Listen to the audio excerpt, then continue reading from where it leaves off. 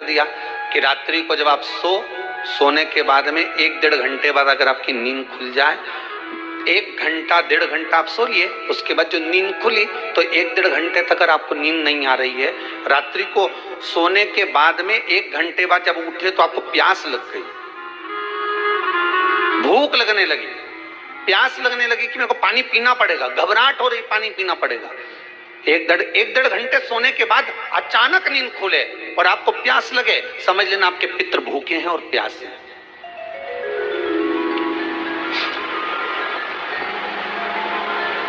वो भूखे और प्यासे हैं, उनको जल की जरूरत है।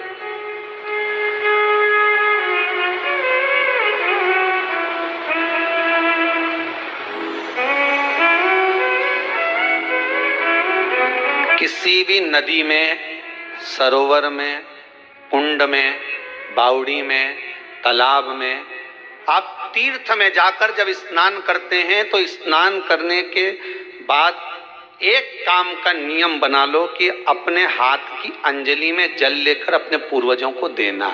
प्यासे रहते हैं, भाग मांगते हैं।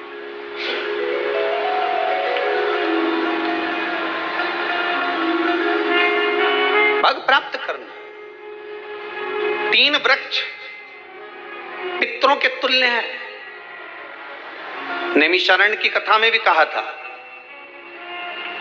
3 वृक्ष पितरों के तुल्य हैं। पहला पीपल, दूसरा बट वृक्ष, तीसरा बेलपत्र का वृक्ष।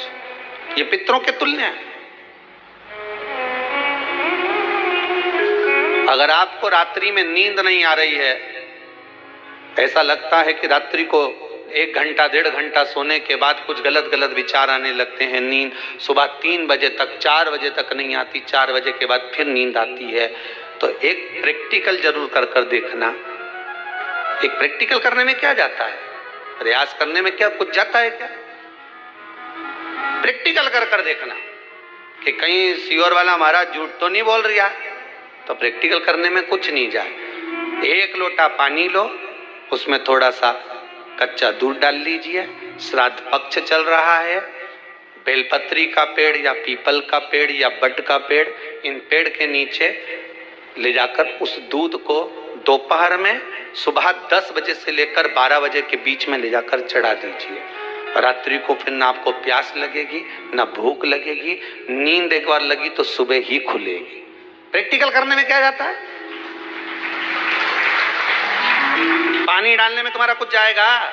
अरे बोलो तो सरी, हमें तो 10 रुपया का दूध जरूर उसमें, और तुम इतनी चतुर हो, इतना सारा दूध थोड़ी डालोगे, तो 2 चिल्का डालोगे। कहाँ तुम इतना डालने वाले हो?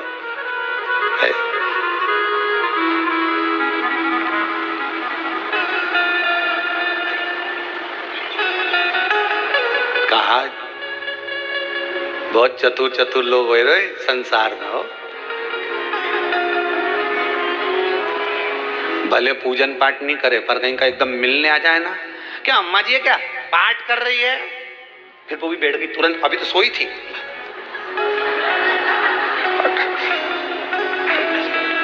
तुरंत क्यों पंडित जी हैं क्या, उनसे थोड़ा काम है, अभी माला जप रहे हैं, मालूम पड़े पंडित जी तो आराम से सेव फल खा रहे थे। अब प्लेट सोफा के नीचे घुसे तुरंत।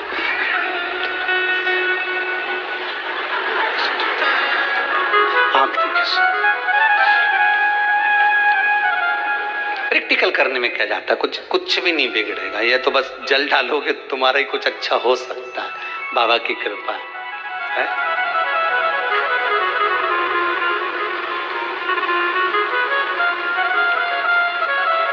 3 वृक्ष पितरों के तुल्य हैं। पहला जम के बोलिए पीपल, दूसरा बट वृक्ष, तीसरा बेलपत्री का वृक्ष। 3 पीपल के वृक्ष में 52,000 ब्राह्मण एक साथ निवास करते हैं, इसलिए पितृतुल्य। बट वृक्ष ब्रह्मा जी के मस्तक से बना, इसलिए पितृतुल्य।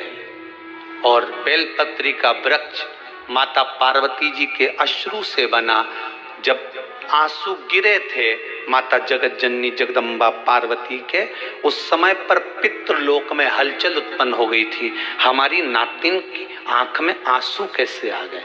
मैनावती की पुत्री है,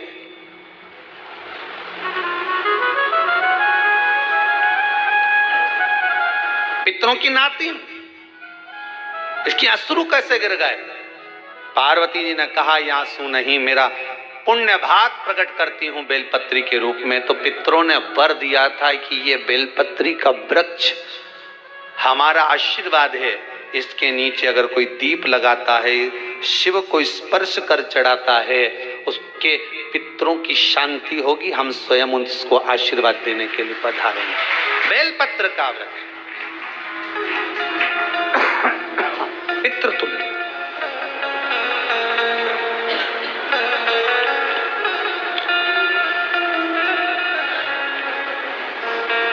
तो रात्रि को अगर भूख लग रही है, प्यास लग रही है, तो पितृदोष है। दूसरा पितृदोष का लक्षण बताया, घर में कोई शुभ कार्य ना हो, वंश की वृद्धि ना हो। 1 रुपये कमाओ, 1.25 रुपये खर्च हो रहे हैं, पैसा 10 जगह से कमाई आ रही है पर घर में टिक नहीं पा रही है, आया गया, पितृदोष है। जरा सी कटोरी पड़ी है, उसके पीछे विवाद चालू हो जाए, पानी ढुल गया, उसके पीछे विवाद हो जाए, या छोटी छोटी बात में घर में क्लेश मचा हुआ है, पितृदोष है।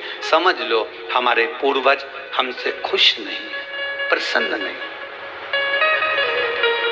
कोई कहता है गुरुजी श्राद्ध बड़े बेटे को करना चाहिए कि छोटे को करना चाहिए? शिव महापुराण की कथा कहती है, अगर जायदाद का पूरा हिस्सा बड़े ने लिया हो और तुमने अपनी माता का दूध ना पिया हो तो एक ही को कर लेने दो। अगर माता का दूध पिया है और अगर एक अंगूठी भी ली है, जरा सा एक कपड़ा भी अगर सास का लिया है, तो श्राद्ध तो तुझे करना ही पड़ेगा, करना ही पड़ेगा। तूने मेरा दूध पिया है तो बिल्कुल जम के तो बोलो। अगर तुमने उनका कुछ खाया है तो अब एक काम और हो सकता है, गुरुजी वो श्राद्ध अगर हम नहीं करें और बड़े भैया करें और हम उन्हीं के यहाँ चले जाएं तो चले जाए, मना कौन कर रहा है? पूड़ी का तेल तू ले जा, खीर का दूध 2 थैली तू खरीद के ले जा। जितना वहां वो सेवा करे उतनी सेवा तुम करो। गलत है क्या? जायदाद का भी तो हिस्सा किया था। सुई की नोक के बराबर नहीं धुआं ने, ईंट इधर खसकी है तो हमारी इधर खसका दीजिए। हमारी बसियत में इतना लिखा है तो फिर बसियत में ये भी लिख के जाना चाहिए था। मैं तो क्यों सबके, तुम डरो मत ही रहे एक भी। जब छोरा छोरी के जब सब सामान, प्रॉपर्टी दो ना, जमीन दो ना, जायदाद दो ना, सारा सामान छोरा छोरी के दो, तो उनके लिख के भी जाओ कि हमारी श्राद्ध कर दे अच्छे से, नहीं तो भूतड़ी बन के सताऊंगी। देखिए श्राद्ध करो। कितना दिया तुमको? बोलो ईमानदारी से बोलना, कितना दिया? ढेरों। और एक बात बहुत अच्छे से कहूंगा, आप लोगों के जीवन में उतरे। अगर मायके में भाई, मायके में भाभी, मायके के लोग अगर आपके माँ बाप का श्राद्ध नहीं करते हैं तो बेटी भी अपने माता पिता का श्राद्ध कर सकती है। उसने भी दूध पिया है अपने माता पिता का, पर वो श्राद्ध का भोजन कौन कराएगा? बेटी का पुत्र हो, बेटी की पुत्री हो, वो कराए। और नाम वो नाना नानी का ले ले, करे।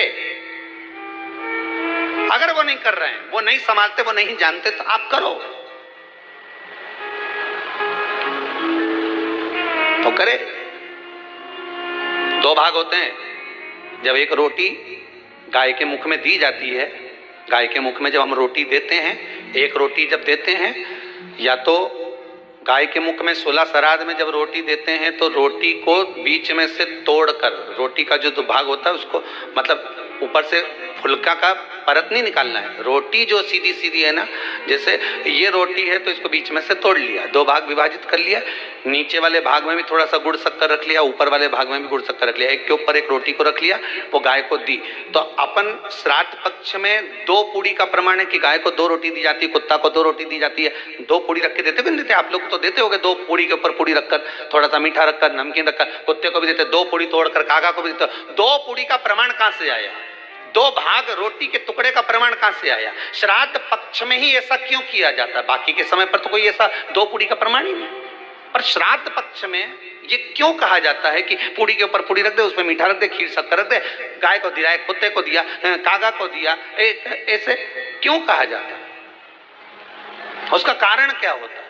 उसका केवल एक कारण है, जो नारी ने भोजन का निर्माण करा है, जो घर की बहू भोजन बनाई है, जो घर की बेटी ने भोजन बनाया है, घर की माता ने भोजन बनाया है।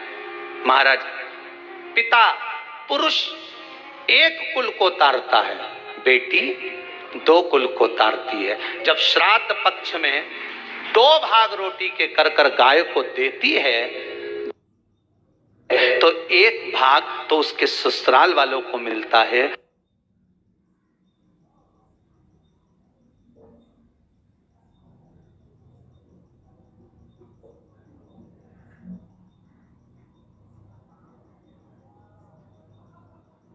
मायके को भी मिले, ससुराल को भी। जब गया जी का पिंड होता है तो नाना नानी सबका स्मरण कराया जाता है। 2 भाग।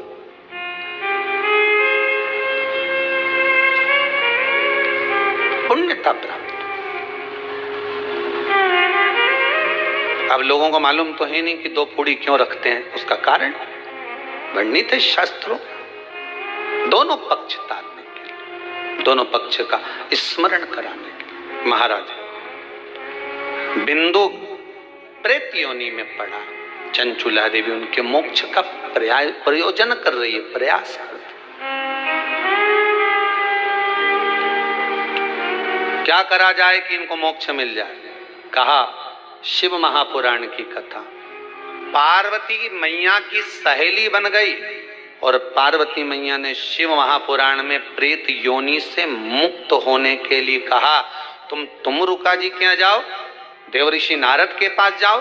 नारद जी ने तुमरुका जी के पास भेज दिया। क्यों? नारद जी जानते हैं मैं कथा नहीं कह सकता, मैं कथा सुन सकता हूं पर कह नहीं सकता। कहने के लिए मुझे बैठना पड़ेगा, सुनने के लिए हो सकता है कि मैं चले जाऊं, वापिस आकर बैठ जाऊं।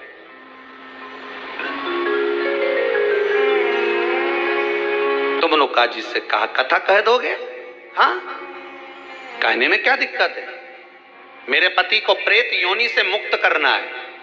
तुमरुका जी बोलते हैं केवल तुम्हारा पति प्रेत योनि से मुक्त नहीं होगा। तुमरुका जी ने शिव महापुराण में कहा, सुनो चंचुला देवी, केवल एक व्यक्ति शिव पुराण से नहीं तरता, इस बिंदुक जैसे ना जाने कितने प्रेत इस वायुमंडल में घूम रहे होंगे, ना जाने कितने पितर, ना जाने कितने आहूत, ना जाने कितने वासुक इस वायुमंडल में घूम रहे होंगे। तुम्हारा पति तुमको दिखा नहीं, तुम्हारा बिंदुक तुम्हें कभी नजर आया नहीं, फिर कारण क्या था? बस मन में शांति नहीं है। घर में सारा सुख है पर हृदय में शांति नहीं, समझ लो पितृदोष है। क्या करा जाए? फिर क्या करोगे? महाराज, हृदय शांति, हृदय शांति। केवल एक अकेला बिंदुक शिव महापुराण की कथा सुनकर नहीं तरेगा।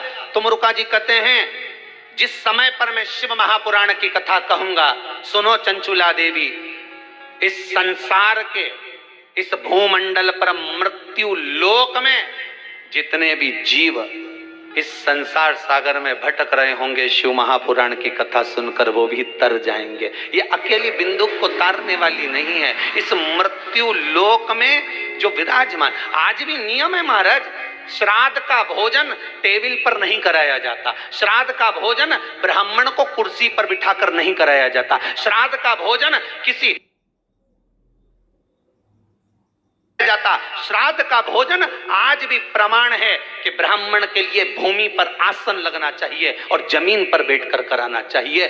तब क्यों? क्योंकि इस भूमि पर बैठकर जब भोजन कराएंगे, इसी भूमि से ना जाने कितने पितृ गए, कितने तर्पण हुए, कितनी तिलांजलि हुई, इसी भूमि से, इस रज से, इस कण से ना जाने कितने जीव चल गए। अब लकड़ी पर या टेबल पर या कुर्सी पर बैठकर ब्राह्मण को भोजन कराने का प्रमाण नहीं है।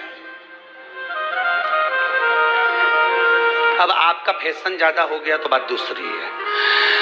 पंडित जी ऊपर बैठ के खा लोगे क्या? पंडित जी तो बोल देंगे अच्छा है खिला दो।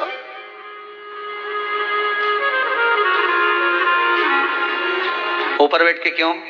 वो झुकने में थोड़ी सी कमर लचक जाए, क्योंकि खीर परसेगी तो झुकना पड़ेगा।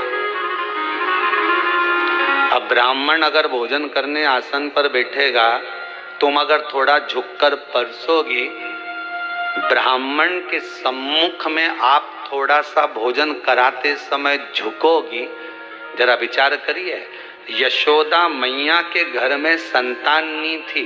यशोदा जी श्रावण के महीने में श्रावणी करने आए हुए ब्राह्मण को मात्र खीर परोसने के लिए गई थी। 52 साल की उम्र थी, संतान का सुख नहीं दिख रहा था, खीर परोसने के लिए गई। उतनी देर में ब्राह्मणों ने देखा इनके घर में संतान नहीं है, पुत्र भव कह दिया। और यशोदा जी के पति श्री नंदराय जी कह रहे हैं कि बाबा मैं 60 का या 55 की, बाल हो गए धोले, और तुम कह रहे हो पुत्र होगा, कहां से होगा? ब्राह्मण कहते हैं ब्राह्मण जब भोजन करता है, भोजन करते समय जब वर देता है, वो वर गलत नहीं हो सकता, कहीं से भी आएगा, पर छोरा तो आएगा। और आया, कहीं से भी आया, पर पुत्र आया, क्योंकि आशीर्वाद दिया था। श्राद्ध पक्ष का भोजन टेबल पर नहीं, कुर्सी पर नहीं, श्राद्ध पक्ष का भोजन ब्राह्मण को आसन लगाकर जमीन पर कराना चाहिए, भूमि पर।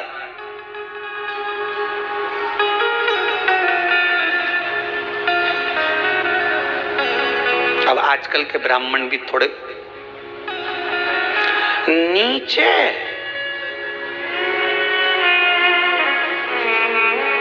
अगर हम टेबल पे ही जिम लें तो जिम लो।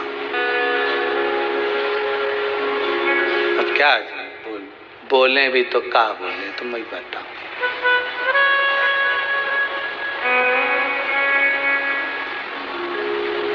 थोड़ा सा भाग भूमि का हो महाराज। तर्पण तिलांजलि सब भूमि पर। हम तो जो जजमान हवन करने के लिए भी जो जजमान लोग नाम लिखाए हैं पितरों के लिए, तो हम उनको भी कहते हैं कि कुर्सी पर बैठकर आहुति छोड़ने से अच्छा है आप बैठो मनानी पर, पहले सबसे पहले भूमि